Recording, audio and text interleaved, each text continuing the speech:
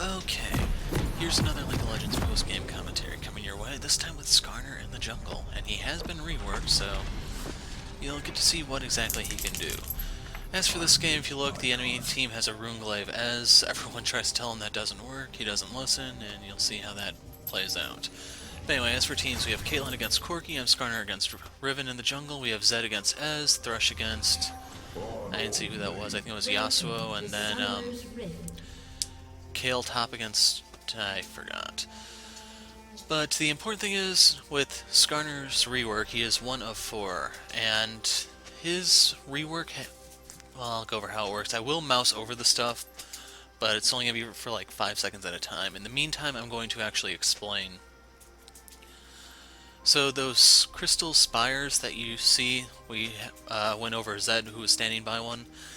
They will give me a bonus when I'm staying next to them, and our team does have control over them. That is Skarner's new passive. They give a 48% attack speed boost, 3% max mana regen every 5 seconds or something like that. And the other thing is 100 flat movement speed. You can read about it right there. Your Q is kind of the same, except it's been kind of gutted.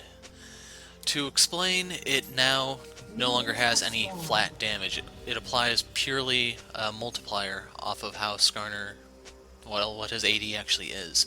So to put this into context for you, in order for you to actually get a return on your Q, you must build AD. So you'd have to go for the Warrior enchantment, probably like Black Cleaver, and you need to pile on the AD to actually get anything out of that Q, which is why the move is kind of garbage.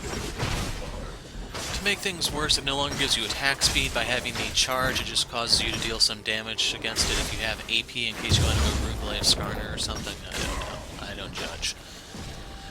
But the other thing is the cooldown on it was increased, and you only get a quarter-second cooldown reduction while you are auto-attacking, like mobs. When you're auto-attacking champions, then yeah, it's a full 1 second reduction, but that's not going to happen often. Anyway, right here I'm within the domain of the 1 crystal, so you can see how my attack speed has increased accordingly. And when you start on the side of the golem buff, you can keep applying that stun. It's almost crazy how often you can do that. I don't know whether or not it's worthwhile to actually take the E second so you can just like chain the stun, but you can see how healthy I am relative to everything after that. And the nice thing about the chicken camp is this is also within the area. By gaining the attack speed, that does mean more Qs. But like I said, Q is only going to do stuff if you have AD. Your normal Skarner build, the move is going to be overall worthless for. Your W is Crystalline Exoskeleton. This is one of the fun changes. So before it used to scale off of just AP, and I believe it still has something like a 0.8 AP ratio, but the important thing is now it also scales off of your max health. It starts out something like 12%, maxes out something like 20. Right here the gank is going to go wrong because, like, right here I was hoping Cait would move in. You can see she's screwing around, so she's going to get me killed. She came in way too late to actually make a difference. I honestly, like, I'll be blunt, Cait's not going to do shit this game. It's going to be up to Thresh and the other lanes to actually get stuff done. To put things into context for you, I'm going to build a tanky Skarner, and I actually outdamage her somehow, as a tank. She is that negligible in this game. But going back to your exoskeleton, the fun thing about this is, if you build the Cinderhulk, you can get this huge health return on it, and it gets crazy. Like, near the end of the game, I think I actually have a 600 hit point shield. And it's only on like a 10-second cooldown, and that's without me actually building any form of CDR other than just my runes and masteries. It actually gets to the point where they can't really hurt me. So I'm definitely an advocate of tank Skarner because of the way the W works. It's crazy. You'll see what I mean. Going over to your E now, this is still a linear skill shot. It has received some changes. Skarner's old passive has been put onto the E exclusively. You can fire that at an enemy, it will slow them by a percentage for 2.5 seconds. I think the percentage changes as you rank up the move, I'm not really sure on that. But it will put the Crystal Venom on the enemy, and the Crystal Venom then will be procced whenever you land an auto attack, like that. So right here I'm just trying to get my domain up. Right there I got off of it too early. And you want to kind of steer the Scuttlecraft so it stays here. So whenever you see me fight this, I'm going to be trying to have my back to the lane and steering it towards the mid. As for the E, this actually does have a base ratio, or just base damage I mean. So I'm going to be maxing that first. It also brings the cooldown lower, I think. You reduce the cooldown by proccing the Crystal Venom, so that's incentive to actually like go around and hit stuff. Not just focus on the big camp. You'll see me do that periodically just to keep the cooldown under control. And it's also because of the ways to reduce the Q and the E cooldown that I don't actually stack CDR on Skarner. This game I will be going for the Trinity. As for the E... oh yeah, when you fire it at a group of enemies, it will reduce in speed after every enemy it hits. So it actually becomes a really slow-moving projectile after like the 4th target, but it can go up to 6. As for Ez, I'm trying to move in here with Thresh to try to pincer him, but unfortunately, like, we don't have the CC, I don't have my ult just yet, we didn't really have the means to get him, and to make things worse, like, I first picked Skarner, if you didn't see. The enemy team has picked a team to be extremely difficult for that. You have Riven, who has more mobility than anyone not named Echo. You have Fizz, who can just troll pull to safety, as he can arcane shift. As for Corki, he has Valkyrie, and Yasuo has his E, I forgot what exactly that thing is called. But their entire team kind of went for something that evades me, and you'll see whether or not this actually pays off.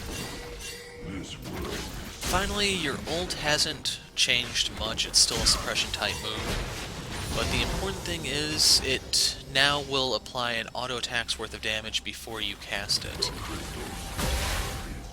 So right here we're trying to catch Ez, but Thresh missed the E, and as a result we can't do anything. Takes a little while for this to unlock so you can capture it again. I'm more than willing to wait around the area, because if they want to come to me, I'll have the domain advantage, and that's not a fight they can win. So your ult will do an auto attack's worth of damage, it lasts 1.25 seconds, and then there is one other thing about the ult and the E that I didn't mention. So you see when you hit the enemy with your E and then you actually auto attack them, it crystallizes them. That activates your passive, so you get a surge of movement speed, attack speed, and a little bit of mana regen. And if you think about the way his ult works, movement speed is one of the scariest stats Skarner can get. So when he ults someone, he gets that 100 bonus movement speed, and he can really kidnap someone. Sure, it's only like 2 seconds, but the fact of the matter is, if you, depending on how you build Skarner, that's going to be a long time for him to actually create some distance. Like I said a moment ago, I'm going to be building the Trinity for us. The Trinity gives you a flat 8% movement speed. The phage component means you get a movement speed bonus when you inflict physical damage. Now if you remember, the ult actually starts with an auto attack, so that will proc the phage component. Poor Corki. So Yasuo has to sacrifice himself here, but Zed pincered, so it doesn't matter. I got an assist off of both of them. I'm the one who comes out most ahead, I'd say, even though gold-wise it's all me. And right there, Az was trying to fish for me. No dice. So going back to the movement speed dialogue. Your ult will begin with a physical attack that will proc the phage, giving you more movement speed on top of the Trinity Force as well as your own crystalline passive. And then depending on what type of boots you have, it gets crazy. So for this game I am going to be going for Boots of Swiftness just so I really can do those crazy kidnaps. All in all, I'd say Skarner is a little bit better, kind of, as a result of this. He sucks in terms of wave clear, just to be honest, because he no longer has the benefits of the Q. In order to clear this, like, I wanted the Cinderhulk just to speed this up, because my Q can't cut it. By having the additional magic damage from the Cinderhulk, that will in turn give me a little bit more clearing power, and therefore I won't suck at clearing. Well, you, like I was saying earlier, you can max Q, but you only get a return on this if you stack AD. Since I'm not a fan of the Warrior enchantment, that's just not for me. The E max is the way to go. E, W, Q. So right here, Yasuo trying to be funny. I was more than happy to kidnap him, and down he goes. As for Quirky, there was no way for me to really get an assist here, but he goes down, he takes Thresh with. And right here I kind of wanted to go get the dragon, but my team wants to get the tower. Doesn't really matter. I figure while they're doing that, I can go ahead and secure the Skull Crab in case there's an engagement. We'll have the area here to speed out. And in case you're wondering, the Scuttle Crab does stack with the Crystal Spire, so I get a huge amount of movement speed inside of that domain. And even worse once I actually get items. So with that, you're up to speed on Skarner's Rework. And as for how he's built, I'd say he has a few different viable routes. You can go the AD route. I don't recommend it, but it's possible. Sadly, the new Juggernaut items kind of do enable you to go that way. I won't say encourage. So you have Sterix Gauge and the Titanic Hydra, I think the thing is called. But those both give you AD and health, so they will play into your W strength, and it's pretty much up to you. My main complaint with it is just... how to put it? These items, well, for one, are kind of expensive.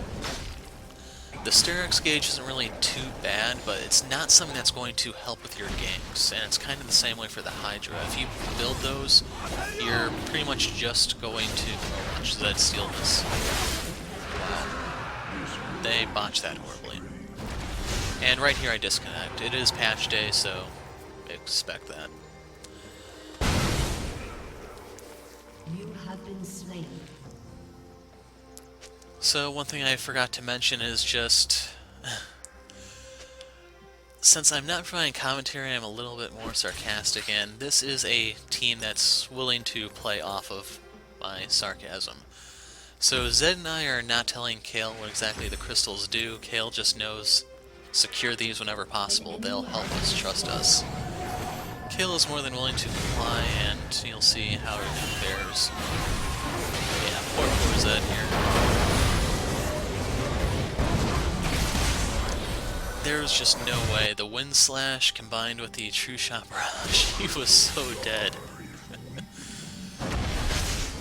But the important thing is we did get 2 ults out of them there. And the reason why I'm not speeding to mid is my team is trying to disengage at the moment, plus the blue buff will help me, it gives me EXP and everything. You can see that I'm close to leveling up. And by gaining points into your exoskeleton, that in turn does amplify your kidnap ability. That's one thing that I forgot to mention. So, Skarner is really good at dragging people to their doom.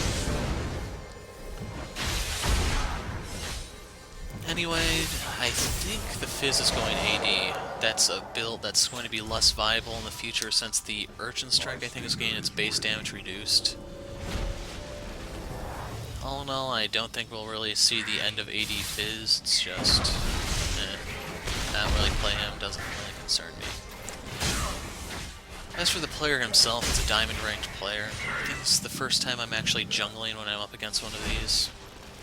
Normally, like every other time, it seems like it's top lane exclusive. With the exception of the one Victor game.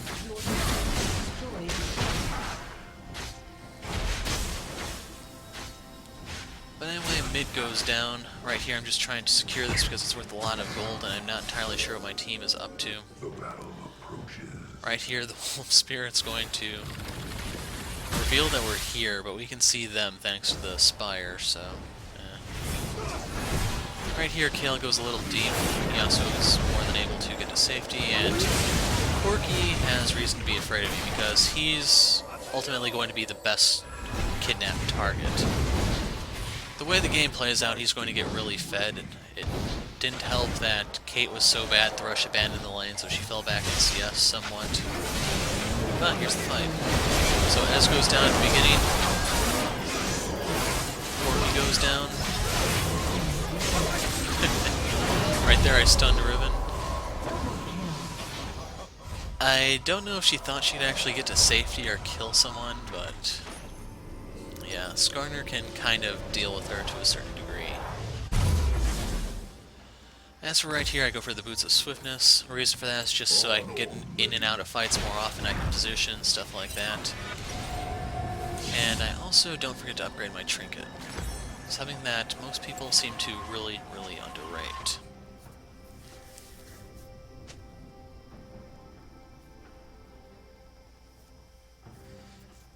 The crystal scar is weeping. So I don't know if the Zed and the Kayle are pre-made or not. It's possible with the way they talk to each other, it's just speculation though. One drawback about not getting the Sheen on that back is simply just I have a little bit less clear since I don't have the Spellblade to fall back on, but I have the Cinderhulk, I have the Phage, so I'm not completely harmless. The Q itself will actually benefit from the Phage, but that's it for the AD I'm building. I think near the end I go for Steric's Gauge. To explain, that item synergizes extremely well when you're using any sort of Spellblade item, Trinity Force included. So if you're not familiar with how Spellblade works, the damage itself is based off of your base AD. So the gauge itself will increase your AD, the base AD, and in turn amplify the Spellblade damage. Right here I have to pop Ghost to get away, but you can see how fast Skarner can move. And I don't know if I can use Ghost while ulting, but if I can, it's just the kidnaps get so ridiculous. But the gauge will amplify your base damage, which in turn will amplify just your auto attacks, as well as any sort of bonus damage you get from any of the spell blades. Possible exception of the Lich Bane. I build that so rarely I don't actually know how that works. But as for Skarner himself, I see a viable build being Black Cleaver, Frozen Fist. The reason for that is that will give you mana, it'll give you CDR, armor, health, AD, movement speed. It's just you're separating two of the components of the Trinity Force for more specialized versions, which is not necessarily a bad thing. I mean, you do get 30% CDR from both the Frozen Fist and the Black Cleaver, so you can definitely ult more. It's just, as the game gets later when you actually build these items, the death timers will actually be long enough to where your ult would come off cooldown anyway. So if that makes any sense, I'm not totally convinced CDR is a very good stat on Skarner. If you can pick up some here and there, it's not too bad, but it helps you early in return to Vicious late. Because if you have to try to ult two people in one fight, you have a more fundamental problem than just CDR. And it's not something any amount of CDR can fix, sadly. So right here my team picked a fight while I was going back to pick up my Sheen. As a result, we have to fall back. Like right here, I think I'm gonna pull some of their Wrath. Oh, right here. So, poor Fizz. So, it cost me pretty much all my health. The important thing is I live, but we managed to kill their Diamond player. It does cost us Zed and Cait in the following skirmish, as well as Thresh. So they stuck around a little too long, I'd say. Like right here I'm trying to get the potion ticking so that I can try to get as... I might have been able to get Riven if I were just a little bit faster, if I actually had the Trinity completed and stuff like that. As for right here, I don't know what Yasuo was up to. Kayle healed me, I probably would have lived without it, but I get Yasuo to dive too deep and it costs him his life. Fun, fun. And as for this, when you're building the Zeal, if you don't have enough gold to finish it, the piece that should get priority is the Brawler's Glove. So if you're wondering why that is, you get attack speed just from the Crystal Spire as your passive. So the dagger is not going to help you too much. But the Brawler's Glove, on the other hand, can actually work with the attack speed you get from your passive, and you'll get more and more crits. And that in turn will actually boost your clear, since there will be a target every once in a while you'll deal double damage to. And your average Skarner is going to be auto-attacking the big camp, so that's the one you want the double damage for. And right here you get to see me trying to take the dragon solo as Skarner. I think Kayle is going to help me at the very end, maybe. But you have a lot of attack speed, and with the Sheen, you get the Spellblade, and I even have the Brawler's Glove for the odd crit, so pretty much 1 out of every 10 hits will be a crit. And I thought the True Shot Barrage was going to come whizzing through, but I guess not.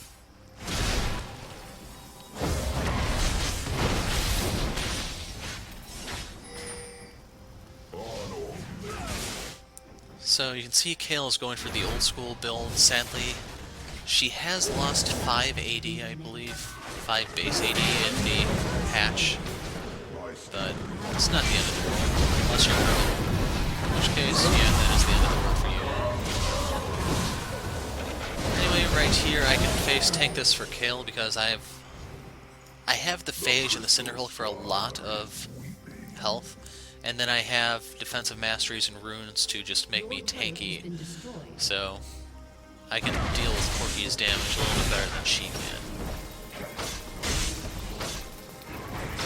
So one thing I can talk about is my planned build. So to even further abuse the whole movement speed angle, I mentioned in, I think it was the Hecarim video, now that the Randuin's Omen has been buffed to where or nerfed to where it's more for dealing with AD carries rather than just having an awesome amount of health and armor as well as a slow, I'm probably going to be building the Dead Man's Plate more often than not.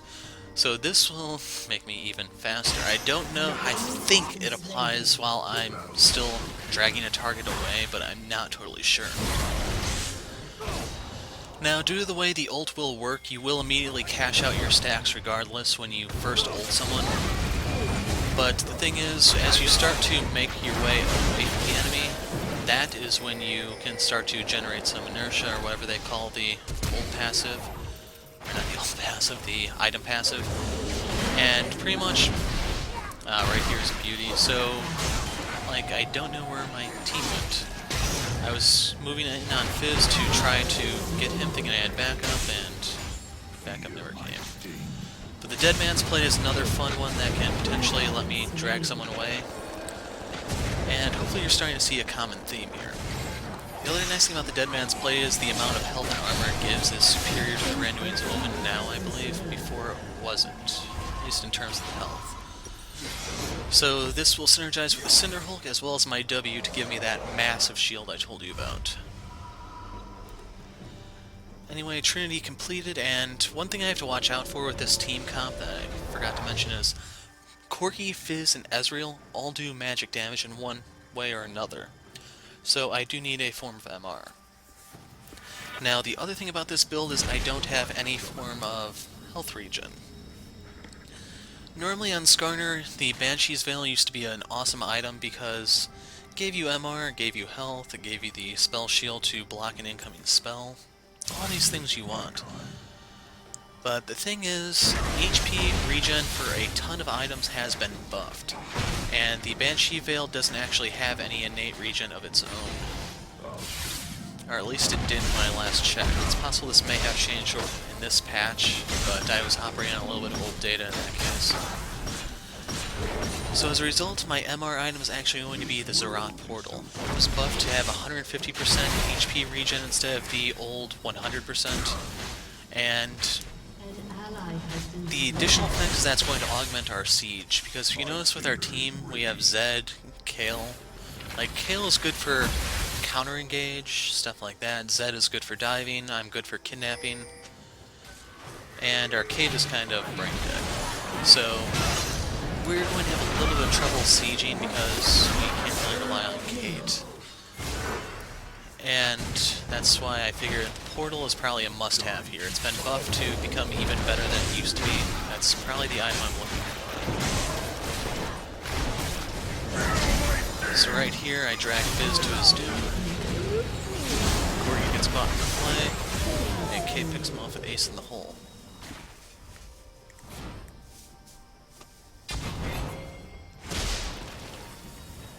Anyway, with them out of the picture, I can take a moment to talk more about the portal. It will give both armor, MR, health regen, and it augments our siege. And the other nice thing is this will allow me to kind of split in case we need to do a 1-3-1 push, because I can already take towers fairly quickly because of my Q and the Spell Blade effect on the Trinity Force. So what's nice about that is I can drop the portal to give me the Voidlings to further increase my pushing power. So normally there'd be some time to actually get over and try to stop me, This will make it so worst come to worst, I can just try to pull the enemy's attention away, maybe get them to chase me, and have the portal finish the job. The thing will persist for about 3 minutes, which is... I'm not entirely sure if that's enough to actually take down the tower alone, but it'll do a number on the tower, which is what we're looking for. So right here I saw Riven coming, and I decided to try to ambush her, that way Kayle's somewhat safe, but it's the pointless move because she dies to Corky anyway. Since I don't want to die, I can just break off the attack. I can go ahead and try to get the Spire. And poor Ez. So he tries the Zonias. He still eats the tail end of the death mark, but he also eats the death sentence as well as my auto.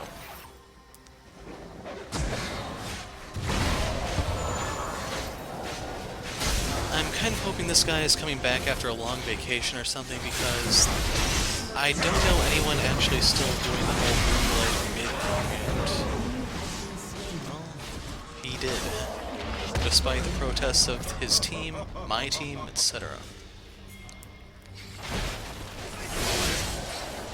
I guess in retrospect it might have made sense, like, no it doesn't, I'll be honest. I was thinking maybe if he went for Skirmish or Saber, he might think, hey, this is like a poor man's exhaust, I can cast this on Zed when he all-ins me, but even still, that's not really going to matter, since, like, it's not going to do anything for the Ignite. I don't know.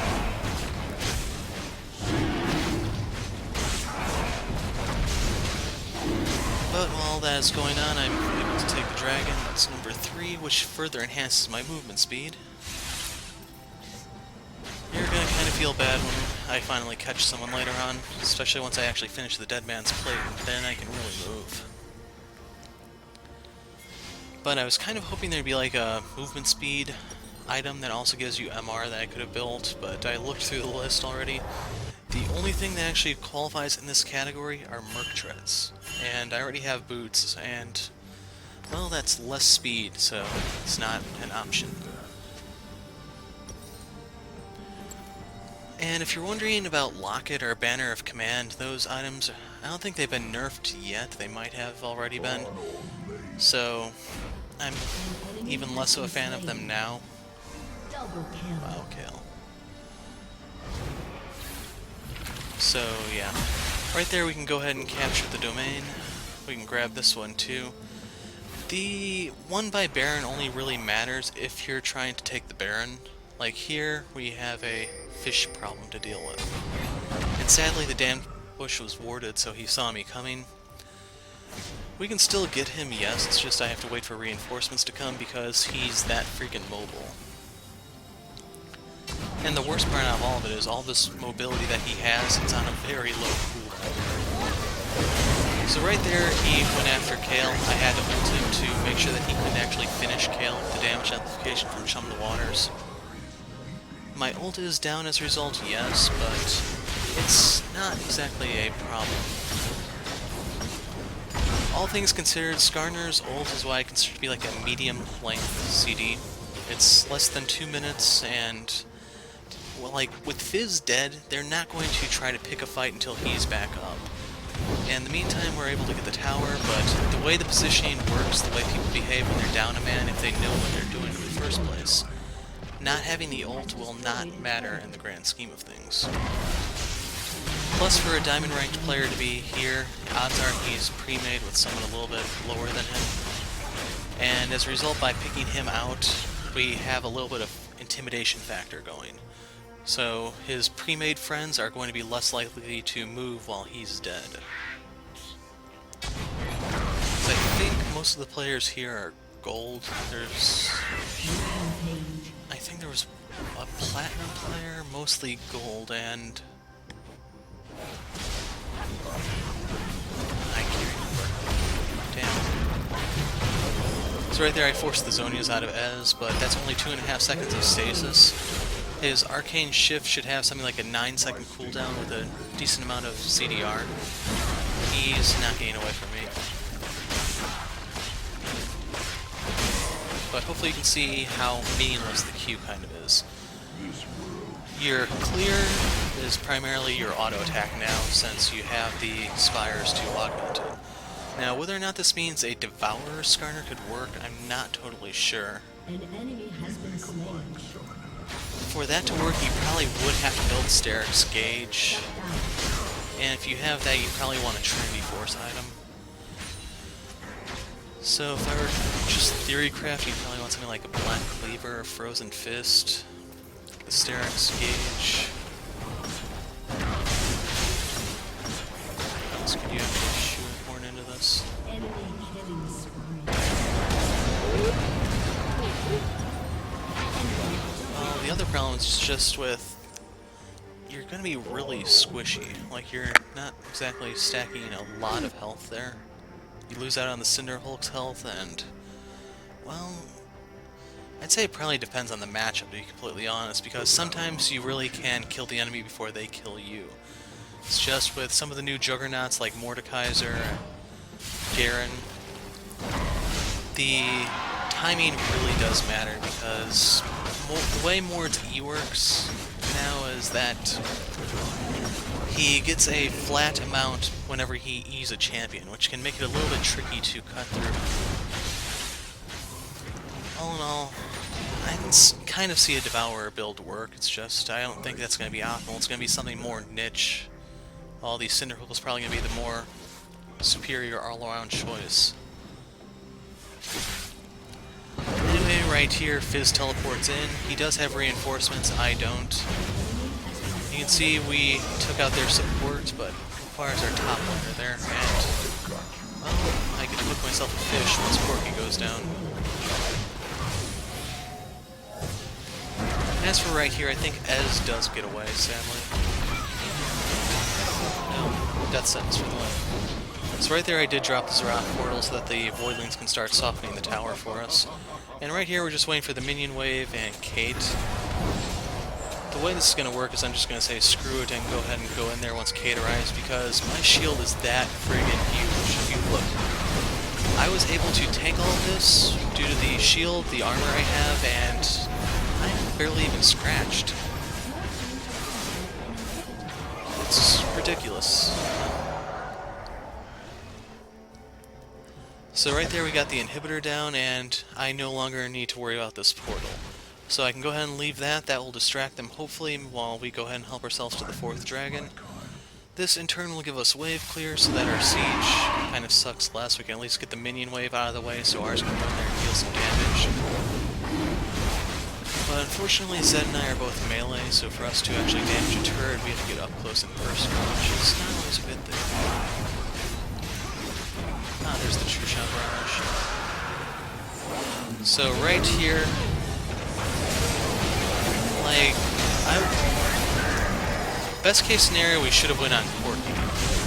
So you can see, I believe that was Yasuo. Zed ulted, I dragged Riven out of the fight, but Corki is the one we have to watch out for. You can see with 2 minutes left in the game, I'm going to make sure to keep an eye on him next time. But the important thing is, we picked off Riven, so worst come to worst, that's... well, there's no objectives on the field, so picking her off doesn't really matter too much in the grand scheme of things. But in the event Baron, Dragon, or something else were up, that would be a nice deterrent. Right here I am considering the Steric's Gauge, and I go ahead and pick up the Giant's Belt, because if I don't want it, I can always turn this into Warmog, so Randuin's Omen, a few other things. But the Zerat portal is pretty much all I need in terms of MR, because Fizz is building the AD route, Ez actually dealing magic damage, Corki does his hybrid stuff, but he doesn't have the ratios to actually matter. So, I was considering the Gauge as the last item, it's just, depending on how the next fight goes, I have options, which are awesome to have.